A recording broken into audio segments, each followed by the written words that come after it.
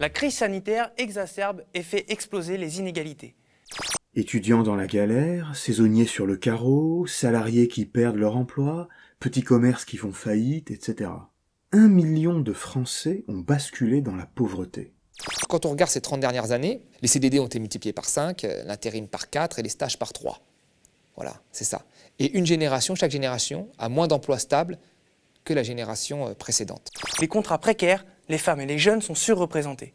Aujourd'hui, on est face à un mur. Et si on continue dans cette voie, on va droit dans le mur, ça c'est sûr. Ceux qui vivent en résidence étudiante, HLM ou autres logements trop exigus, les ruraux, les retraités. Mais c'est pas la crise pour tout le monde.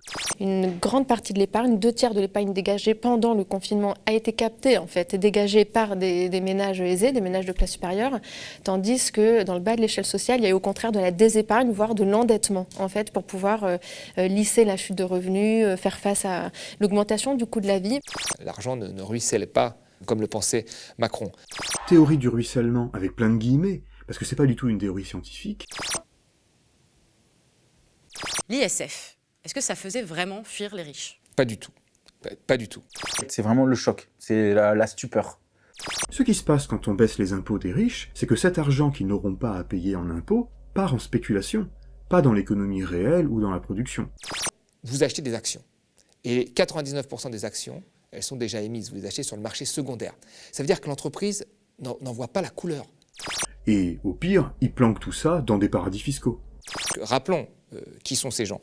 C'est à peu près 350 000 ménages, c'est-à-dire 1% de la population. Ces 1% détiennent 25% du patrimoine mobilier et immobilier français. L'idée, c'est que pour que les pauvres soient moins pauvres, il faut que les riches soient plus riches. Non, moi je trouve ça complètement incohérent. L'Élysée ne veut pas communiquer la fiche de paie de Macron, dont on connaît déjà une partie des revenus, mais pas le détail. C'est quand même complètement surréaliste et délirant si on y pense. La réforme de l'ISF de Macron, c'est une perte de 4 milliards par an. Mais ce qu'il y a d'important, c'est moins le détail économique que le geste politique. Dans ces plans politiques et économiques qu'on nous avance, on fait qu'aggraver le problème, on fait qu'entériner des solutions qui de toute façon nous mèneront qu'à la catastrophe.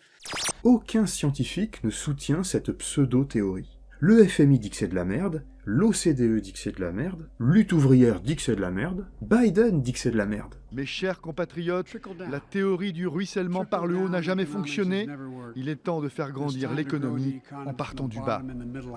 6 membres d'un groupuscule d'ultra-droite ont été interpellés le 4 mai dans le cadre d'une enquête préliminaire. Leurs échanges récents montraient des recherches d'explosifs. Depuis des mois, le ministre de l'Intérieur, Gérald Darmanin, mène une croisade contre des associations antiracistes.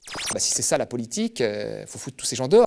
J'étais inscrite au club de plongée et le club lui-même, il a reçu des pressions de la commune pour qu'il ne m'accepte pas. Alors j'ai eu mon baptême et on m'annonce le lendemain que vous n'êtes pas la bienvenue. Comment s'affranchir de ces injonctions et de ces stratégies? Et quand un groupe attaque un autre groupe par idéologie et pour faire passer un message, c'est quoi? C'est méchant. Ils veulent interdire le voile dans l'espace public.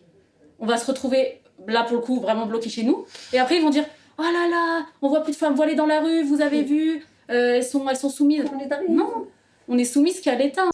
Tout ça, en fait, qu'est-ce que ça raconte aujourd'hui de notre économie? Qu'est-ce que ça raconte de notre monde, de notre politique? Tout le monde dit que c'est de la merde.